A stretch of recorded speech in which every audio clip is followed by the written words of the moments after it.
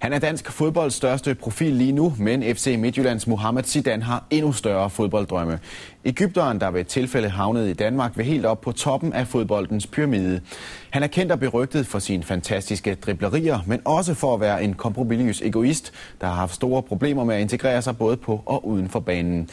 LPS fulgte Hedens Zidane i dagene op til Ulvenes topkamp mod løverne fra FC København.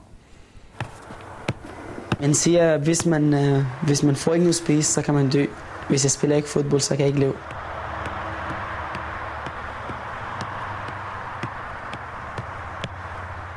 Jeg elsker fodbold så højt, at det er mit liv. En egypter har indtaget Herning. Fodboldprofeten Mohammed har vundet alle boldglade hjerter. Mennesket Zidane har sikret sig resten. Så skal du bare komme fotograf bagefter kampen. Ja, det havde jeg regnet med. Det er godt så. Det skal ikke dig ud, det er de andre, hvad jeg har. Det er de andre, der ikke er så vildt. Ja, I skal bare komme, så vinder vi. Ja, det er bare i orden. Om 2 dage vil Mohamed Zidane endnu engang blive tiljublet på hjemmebanen, når FC Midtjylland tager imod FC København. Et scenarie, ingen kunne forudse, da 17-årige Zidane tog på forretningsrejse med sin mor, og for første gang satte de dyrebare fødder på dansk jord.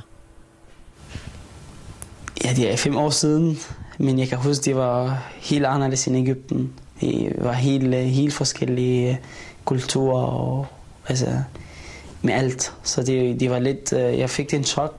Mohamed Zidane er ældst af en søskendeflok på 8. Hans forældre var bilforhandlere i den egyptiske havneby Port Said. Han er også selv glad for biler, men drømmen har altid været rund. Jeg er meget stolt. Det har været min drøm at komme til Europa og spille i en klub og være en professionel og være en stjerne i mit land og min klub, og det er jeg nu. Zidane kom aldrig hjem fra forretningsrejsen med sin mor. Fodboldtalentet førte i første omgang til 4 sæsoner i AB. Kun Zidane løser op, blandet, ulandsk, middel, målfarlighed. Og forrige sommer flyttede egypteren så til FC Midtjylland på den jyske hede. Når man kommer fra Egypten, et stort land, så er det pludselig skifter man til Herning, og der bor 50.000 mennesker her. Efter klokken 5 eller halv 6 om aftenen, så der er ikke nogen mennesker i gaden, og jeg har selv set den lige før. Så det er totalt død, så synes jeg bare, altså hold kæft, hvor er det sindssygt det der. Men det tog bare tid, det mest, fordi jeg kendte ikke nogen mennesker her, jeg kendte slet ikke nogen. Dagen før braget mod FCK er Zidane tilbage i sit foretrukne element, det sidste træningssamling inden kampen. Efter 1,5 år har nu 22-årige Zidane vendt sig til de øde gader i Herning og til at se ud over sine egne fodboldstøvler.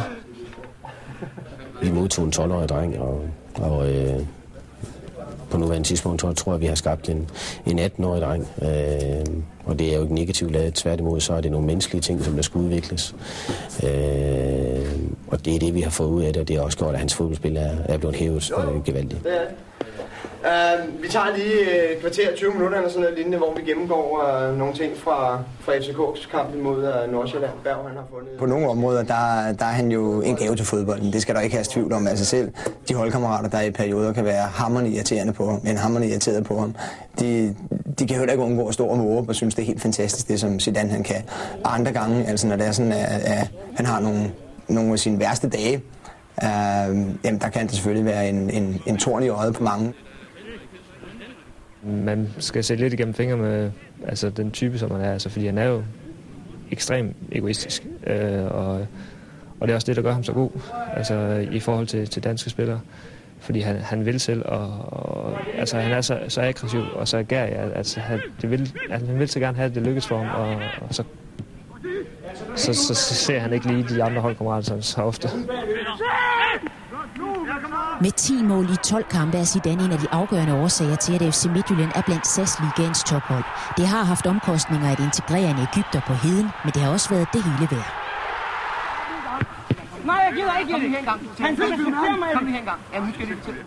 Altså, jeg synes ikke, det er hverken far eller storebror. Altså, jeg er jo hans træner, og det er klart, i nogle perioder, der offrer jeg selvfølgelig lidt mere energi på Zidane. Altså, der er lidt oftere, man lige skal trække Zidane til side. Men jeg kan godt lide ham. Altså, jeg synes, han er en god fyr. Jeg synes, han er et ganske udmærket menneske. Så på den måde gør det heller ikke så meget at bruge lidt ekstra ressourcer. Grunden til, at FC Midtjylland har købt mig, fordi jeg var anderledes. at fordi jeg var den type, jeg er, og de vil ikke indrette mig, og det er derfor klubben nu hjælper mig meget.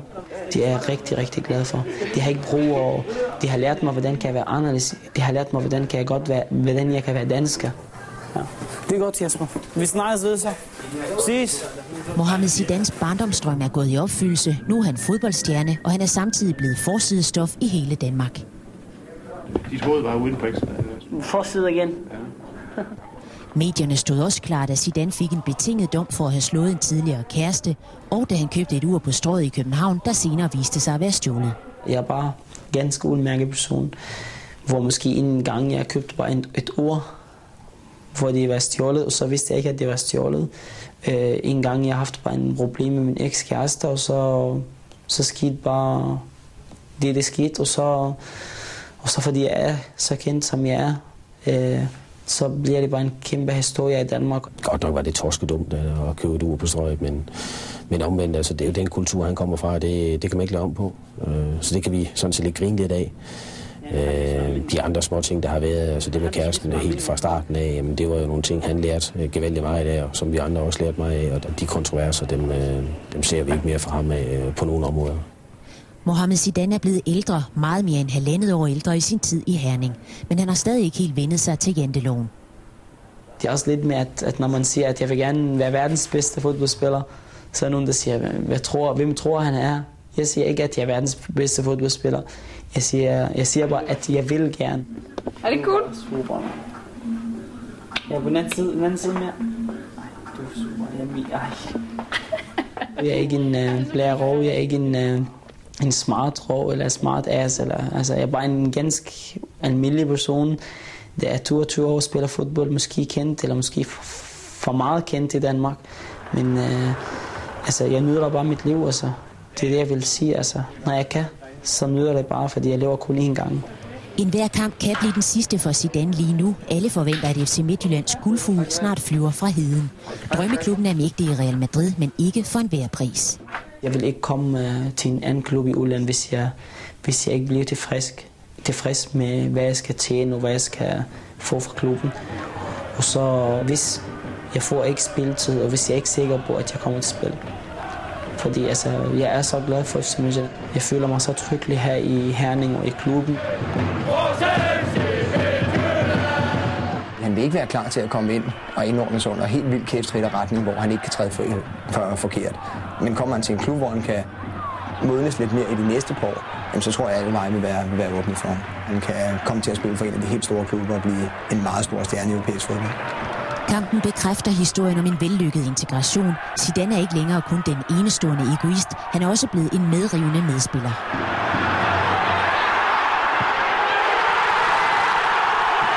Jeg vil bare drømme, og jeg vil aldrig stoppe med min drøm i fodboldverdenen. Altså, jeg vil nå så langt i fodbold, at selvom jeg kommer til den største sted spil, så vil jeg drømme mere og mere, fordi det er det, jeg lever for. Zidane og FC Midtjylland vinder 2-0 over FCK. Egypteren har for længst sat sit aftryk på heden og på hele Danmark. At finde en ny Zidane, det er nok svært at finde en kopi af ham.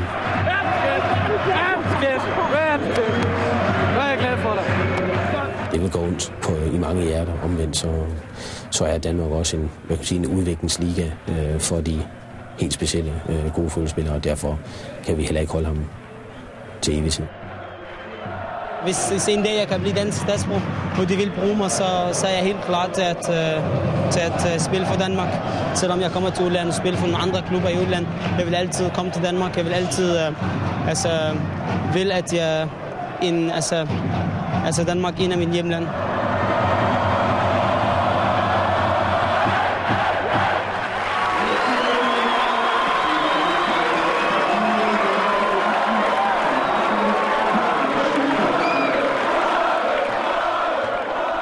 Prisen for Mohamed Zidane menes lige nu at kunne løbe helt op i 30 millioner kroner.